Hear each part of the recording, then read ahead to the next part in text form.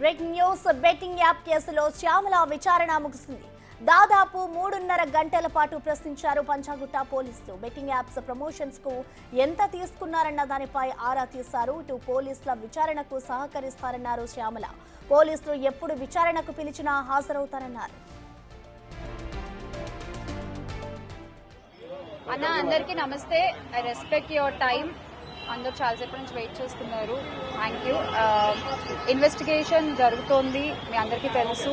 విషయం కోర్టులో ఉంది. సో దీని గురించి ప్రస్తుతము మాట్లాడడం అన్అఫీషియల్ అవుతుంది. ఆ విషయం నాకంటే బాగా మీకే తెలుసు. సో డెఫినెట్గా మేము ఇన్వెస్టిగేషన్కి కోఆపరేట్ చేస్తున్నాము.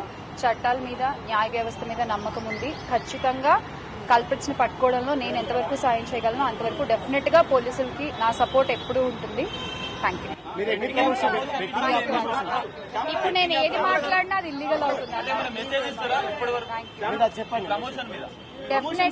డెఫినెట్ గా ఇది తప్పు. అండ్ ఆ కుటుంబాలకు ఎవరైతే నష్టపోయారో వాళ్ళకు కూడా ఖచ్చితంగా ఆ లోటు ఎవరు తీర్చలేనిది. ఇంకా ముందు ఇలాంటివి ఏమీ జరగకుండా తీసుకోవాల్సిన బాధ్యత మన అందరిపై ఉంది. ఇది ఒక రెస్పాన్సిబుల్ సిటిజన్ గా చెప్తున్నాను. అన్న అందరికీ నమస్తే. I respect your time. అందరూ చాలాసేపు నుంచి వెయిట్ చేస్తున్నారు. Thank you. ఇన్వెస్టిగేషన్ జరుగుతోంది, మీ అందరికీ తెలుసు. విషయం కోర్టులో ఉంది. సో దీని గురించి ప్రస్తుతము మాట్లాడడం బెట్టింగ్ యాప్ కేసులో శ్యామల విచారణ ముగిసింది. దాదాపు 3.5 గంటల పాటు ప్రశ్నించారు ఇటు పంజాగుట్ట పోలీసులు. బెట్టింగ్ యాప్స్ ప్రమోషన్స్ కు ఎంత తీసుకున్నారన్న దానిపై ఆరా తీశారు. పోలీసుల విచారణకు సహకరిస్తారన్నారు శ్యామల. పోలీసులు ఎప్పుడు విచారణకు పిలిచినా తాను హాజరవుతానన్నారు.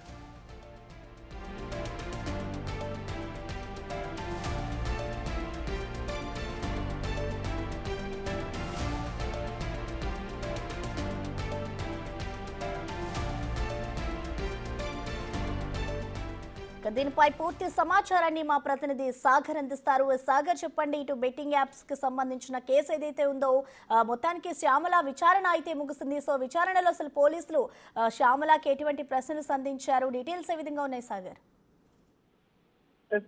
బెట్టింగ్ యాప్ కేసులో 3.5 గంటలు యాంకర్ శ్యామలను పంజాగుట్ట పోలీసులు విచారించారు.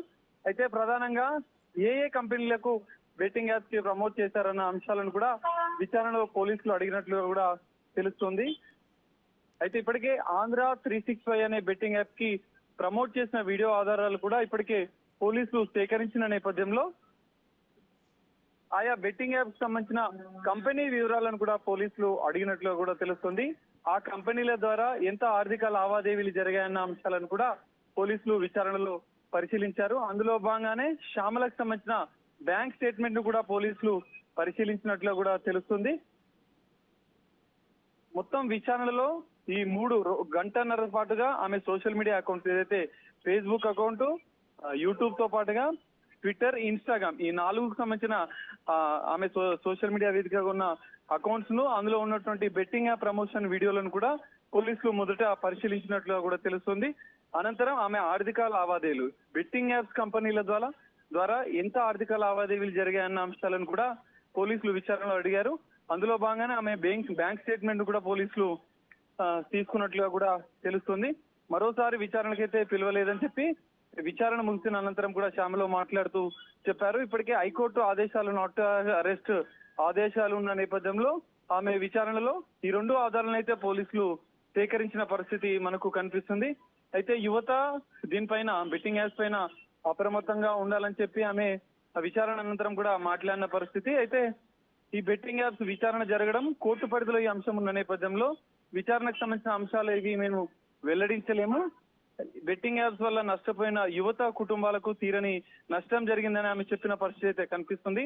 అయితే ఈ రోజు శ్యామల విచారణ అనంతరం కూడా రేపు విష్ణుప్రియలతో పాటుగా రీతూ చౌదరులను కూడా పంజాగుట్ట పోలీసులు విచారించనున్నారు.